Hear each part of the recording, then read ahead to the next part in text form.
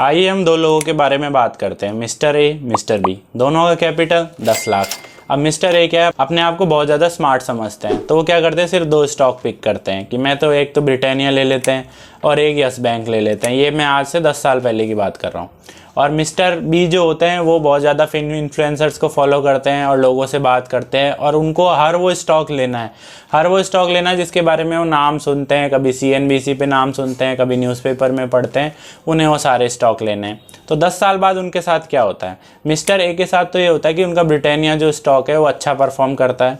वहीं पे जो उनका जो यस बैंक है वो बिल्कुल डूब जाता है और उसमें वो 80 to 90% अपना जो कैपिटल है वो खो देते हैं। वहीं मिस्टर बी के साथ क्या होता है, उनके साथ ये होता है कि क्योंकि उन्होंने बहुत सारी कंपनीज पिक कर ली थी, उन्होंने 100 स्टॉक्स खरीद लिए थे, तो उनके साथ क्या होता है कि 15-20 कंपनी तो डूब जाती हैं, 25 से 30 कंपनी बहुत एवरेज परफॉर्म करती हैं और 10-12 कंपनी बहुत अच्छा परफॉर्म करती है। इवन उनमें से 6-7 बहुत अच्छा मल्टी बैगर भी बनती हैं।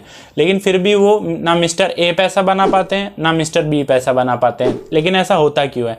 ऐसा इसलिए होता है क्योंकि मिस्टर ए ने बहुत ज़्यादा कंसंट्रेटेड पोर्टफोलियो बना लिया था, उसमें 2 ही कंपनी रखी थी। उनको लगा क्योंकि वो बहुत स्मार्ट हैं, वो दोनों कंपनीज जो हैं बहुत अच्छा परफॉर्म करेगी, लेकिन ऐसा हुआ नहीं। तो उनका जो रिटर्न है वो काफ़ी कम आया, जो उनका जो टोटल कैपिटल था 10 लाख उस पर। वहीं जो मिस्टर बी हैं उनका कैपिटल 10 लाख था, बहुत ज़्यादा डाइवर्सिफाइड था। उनके साथ ये हुआ कि उन्होंने बहुत ही मीडियोकर 7-8% के रिटर्न जनरेट करे। तो ऐसे कंडीशन में हमें यहाँ पे क्या समझना है, हमें ये समझना है कि पोर्टफोलियो में जो डाइवर्सिफिकेशन है वो कैसे करना है। आपको कितने स्टॉक पिक करने चाहिए, आपको कितने सेक्टर में इन्वेस्टेड होना चाहिए, इस टॉपिक के बारे में हम इस वीडियो में बहुत डिटेल में बात करेंगे। और ऐसे ही और वीडियोस भी हम आगे आने वाले टाइम में लाएंगे। तो सबसे पहले हमारे इस चैनल को सब्सक्राइब कर लीजिए और सीखना शुरू करते हैं।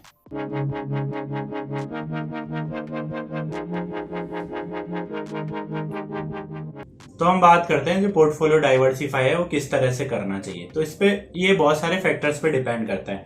जैसे आप बिगिनर इन्वेस्टर हैं या फिर आप एडवांस इन्वेस्टर हैं। मान लीजिए आप बिगिनर इन्वेस्टर हैं तो डेफिनेटली आपको कम नॉलेज है, कम एक्सपीरियंस है, आप रिस्क मैनेजमेंट के बारे में भी नहीं जानते हैं।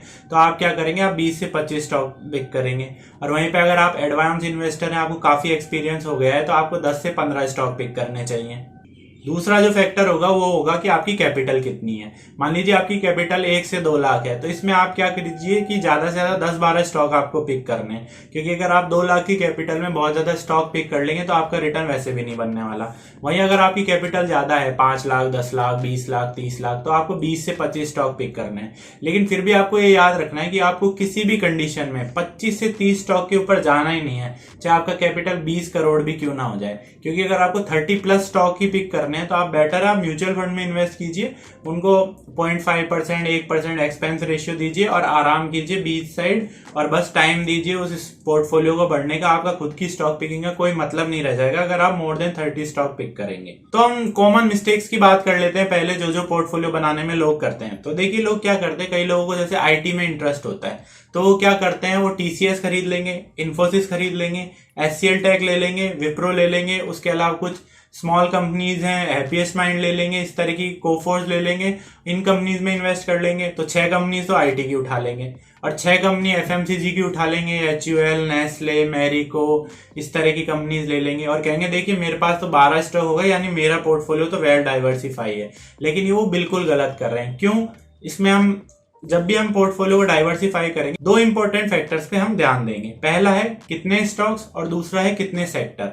तो हम बात करते हैं, तो जैसे मैं अगर मेरी पर्सनल स्ट्रेटेजी आपको बताऊं तो मैं 10 से 15 स्टॉक्स का पोर्टफोलियो बनाता हूं।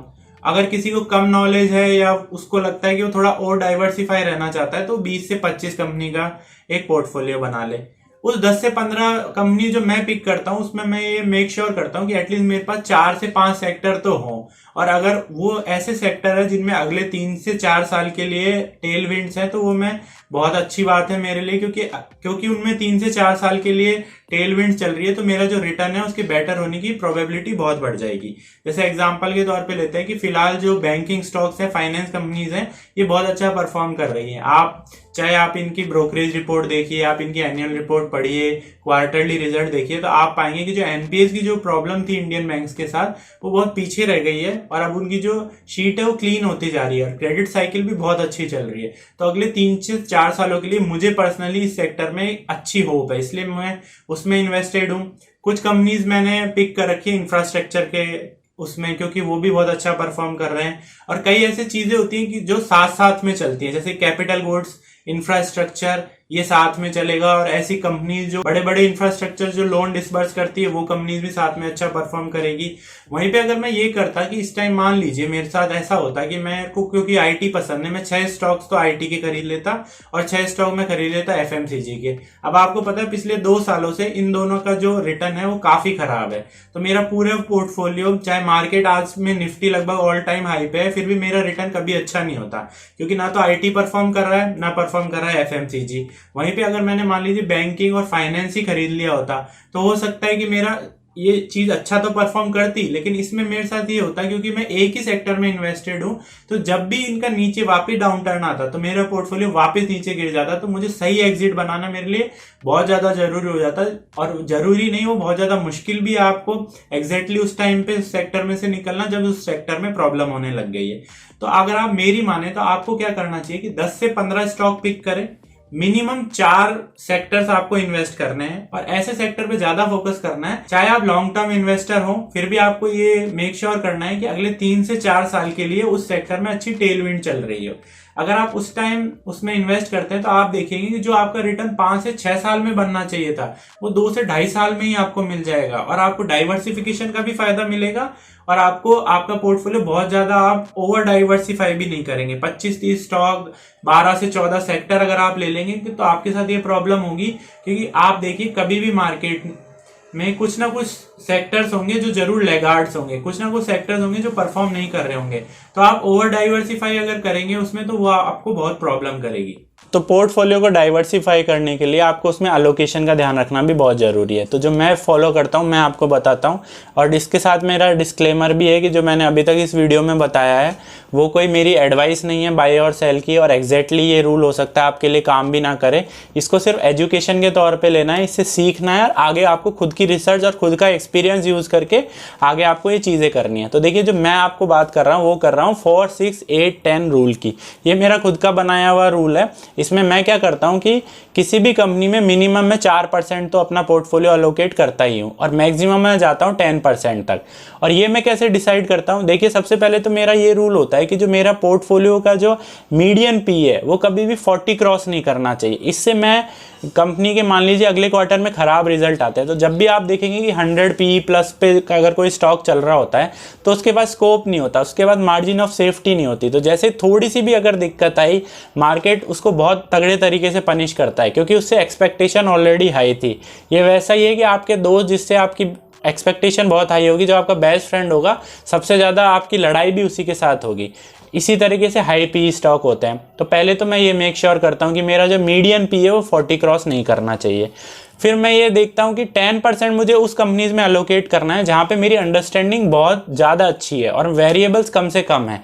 तो जैसे एग्जांपल के तौर पे मैं लेता हूँ आईटीसी, वहाँ मुझे लगता है, और मुझे आज से 3 साल पहले भी लगता था, डिस्क्लेमर मैं दे दूँ, ये पोर्टफोलियो में ऑन करता हूँ मैं स्टॉक को 2021 से।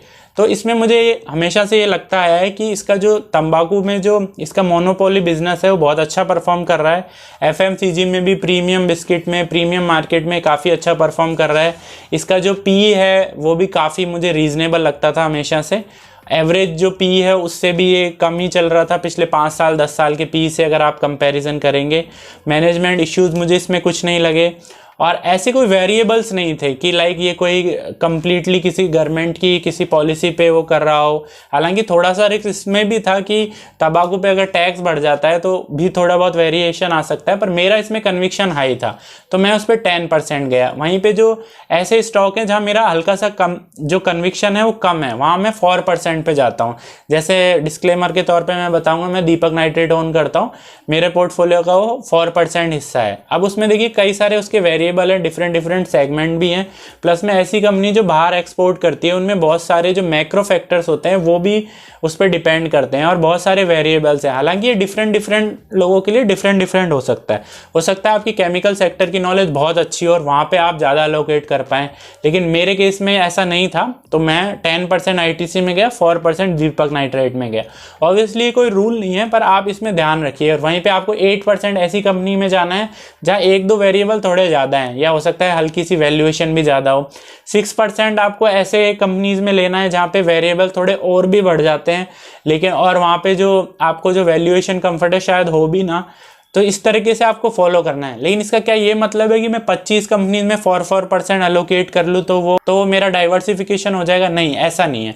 कि ऐसा इसलिए नहीं है क्योंकि फिर से आपने 25 स्टॉक्स ओन कर लिए तो ले दे के आपका जो पोर्टफोलियो का एलोकेशन है वो वापस से आपका ख़राब ही हो गया। तो इसमें आपको क्या देखना है कि आपकी जो टॉप 10 कंपनीज हैं उसमें 80% आपका पोर्टफोलियो फिनिश हो जाना चाहिए। यानी आपका इन 10 कंपनीज में जिनमें आपका कन्विक्शन सबसे ज़्यादा है उसी में आपका 80% जो पोर्टफोलियो है वो फ्री हो जाए। जैसे मैं एग्जांपल के तौर पे वॉरेन बफे को लूँगा। ऑब्वियसली हम उनको फॉलो नहीं कर सकते हैं क्योंकि उनकी जो नॉलेज है, उनका जो एक्सपीरियंस है, प्लस में उनके पास जो रिसोर्सेज हैं वो हमसे कई गुना ज़्यादा है। तो लगभग उनके पोर्टफोलियो में 45% के लगभग उनके जो बर्कशायर हैथवे है उसके पोर्टफोलियो में एप्पल के स्टॉक है, और बचे हुए जो 55% है उसमें वो 40 to 50 कंपनीज ओन करते हैं। इस तरह से उनका जो एलोकेशन है वो चलता है, और अगर एप्पल का स्टॉक अच्छा परफॉर्म करता है तो उनका पोर्टफोलियो भी बहुत अच्छा परफॉर्म करता है।